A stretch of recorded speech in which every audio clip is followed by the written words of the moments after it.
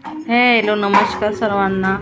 आज केली आहे मी मुलांसाठी पाणीपुरी। त्यासाठी घेतलेलं आहे मी चिंचाचं पाणी, म्हणजे भिजवून चिंच घातलेली आहे आणि आता एक गठलं तेल घालत आहे मी। त्याच्यामध्ये घेणार आहे पाणीपुरी तळून। मी बाहेरचीच पाणीपुरी आणलेली आहे। कोथिंबीर, पुदिना आणि 4-5 हिरव्या मिरच्या आपल्याला मिक्सरवरून काढून घ्यायच्या आहे। ते मिक्सरवरून काढून घेतल्यानंतर आपल्याला त्याच्यामध्ये सगळे साहित्य घालायचं आहे। साहित्य म्हणजे पाणीपुरी मसाला वगैरे, जिरा पेस्ट हे घालून घ्यायचं आहे। तर तुम्हाला जर पाणीपुरी कशी बनवायची बघायचं असेल तर फुल वॉच करा आणि न स्किप करता पूर्णपणे व्हिडिओ बघा। आणि रेसिपी कशी वाटली ती कमेंट करून नक्की सांगा। चला तर वळूया आपल्या रेसिपीजकडे। 5 मिनिटात बनवा बाहेर बाजारसारखी पाणीपुरी कशी बनवायची तर ती पाणी मी पूर्ण पुदिन्याचं ते तुम्हाला दाखवल्याप्रमाणे पाणी आहे ते करून घेतलं। त्याच्यामध्ये थंड माठातलं पाणी टाकून ते पाणी हे करून घ्यायचं आणि त्याच्यामध्ये टाकायचं आपलं जिरा पेस्ट, अजून मीठ वगैरे टाकून घ्यायचं। जर चव कशी झाली ती मी अगोदर बघते आणि त्याच्यामध्ये टाकते सगळी साहित्य। तर थोडंसं आधी मी साधं मीठ घालून घेणार आहे।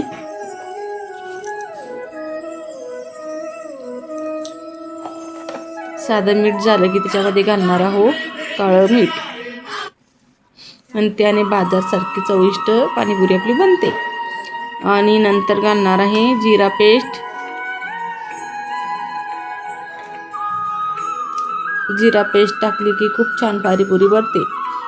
आणि मग नंतर घालणार आहे चाट मसाला थोडासा। बाजारमधून मी चाट मसाला आणलेला होता किराण्यामध्ये, तो थोडासा चाट मसाला मी घालते आणि आपलं पाणी फिरून घेते। आणि पाणी थोडंसं फ्रीजमध्ये ठेवायचं। तोपर्यंत चिंचा ज्या आपल्या उकळू घेतलेल्या तुम्ही सगळं स्टार्टिंगला चिंचा दाखवल्या त्या उकळताना ते पाणी आपल्याला बनवून घ्यायचं। त्याच्यामध्ये बनवायचं काही काम नाही, फक्त साखर वगैरे घालायची आणि फिरून घ्यायचं छानपैकी। आणि कढईवर मी तेल ठेवलेलं आहे, त्याच्यामध्ये आता तेल तपलं कमी बघते आणि पाणीपुरी तळून घेते। पाणीपुरी छान बनवून घेते आणि सगळे बाहेरचेच मी पाकिट आणलेलं होतं पाणीपुरीचं। ते मी त्याच पुऱ्या मी बनवणार आहे, कारण की वेळ नसतो ना बनवायला पुरी। तर झटपट या पाकिटातल्या पुऱ्या ज्या असतात त्या पुऱ्या तळून घ्यायच्या। त्याने एकदम बाजारसारखीच कडक पुरी राहते आणि बाजारसारखीच पाणीपुरी लागते। तर माझ्याकडे हे पाकिट आणलेलं होतं मी किराण्यात, तर या पाकिटामधले पुऱ्या मी तळून घेते। सगळ्या पुऱ्या तळून झाल्या की लगेच चिंचेचं पाणी आपण करायचं आणि आपली पाणीपुरी तयार।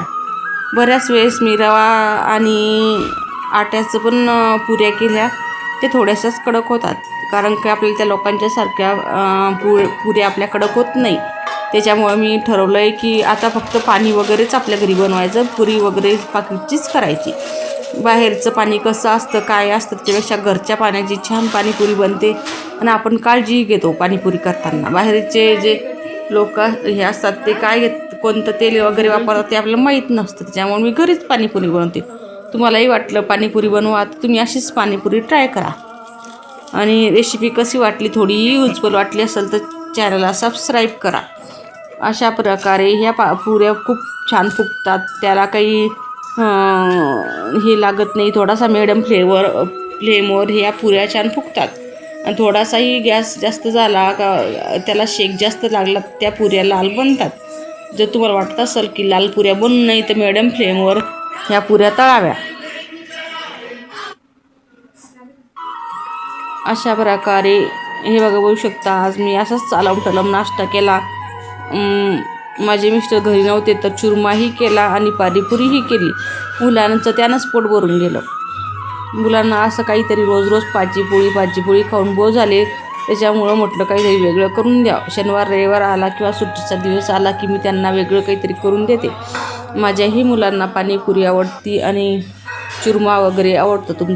तुम्हीही ट्राय करून बघा। तुम्हीही करतच असाल पण या प्रकारे नक्की करून बघा पाणीपुरी। तर आपला चुरमा मी कलसून घेते। 5-6 पोळ्याचा चुरमा होता तो। छान लागतो चुरमा, मुलांनाही आवडतो.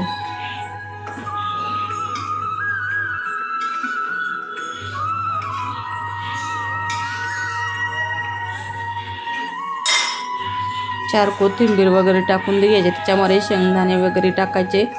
त्याची काही फोडणी तुम्हाला दाखवली नाही, कारण की मी म्हटलं व्हिडिओ खूप मोठा होईल, त्याच्यामुळे काय काय टाकलं हे साहित्य तुम्हाला दाखवलंच नाही मी. तर बघा, आपले जे चिंचेचं पाणी असतं ते चिंचाही मी त्याचे गोळे करून ठेवलेले आहेत, कारण की मिठाचं पाणी करून त्या गोळे करून ठेवा. चिंचा विकत घेतल्या उन्हाळ्यात की चिंचालाही खूप दिवस टिकतात, जवळपास वर्षभरच टिकतात. 1-2 किलो चिंच घेतली की त्याचे चिंचोके काढून त्यातले ते गोळे असतात त्याला मीठ पाणी करून वाळू घालायचे उन्हामध्ये. तेच गोळा आता मी घेतला आणि गरम पाण्यामध्ये भिजवला आणि आपलं पाणी तयार झालं. तर चला आता बटाटेही चिरून घेते मी. मुलगा माझा बटाटे चिरून घेऊ राहिला. त्याच बटाट्यावर आपण काळं मीठ, अजून बारीक शेव, अजून चाट मसाला घालून घ्यायचा. आणि बघा, आपली पाणीपुरी स्टार्ट आहे खाण्यासाठी. चला तर मी चव घेऊन पाहते पाणीपुरीची कशी झाली ते. तुम्हालाही कशी वाटली की नक्की कमेंट करून सांगा. चॅनलवरती नवीन असाल तर चॅनलला सबस्क्राईब करा.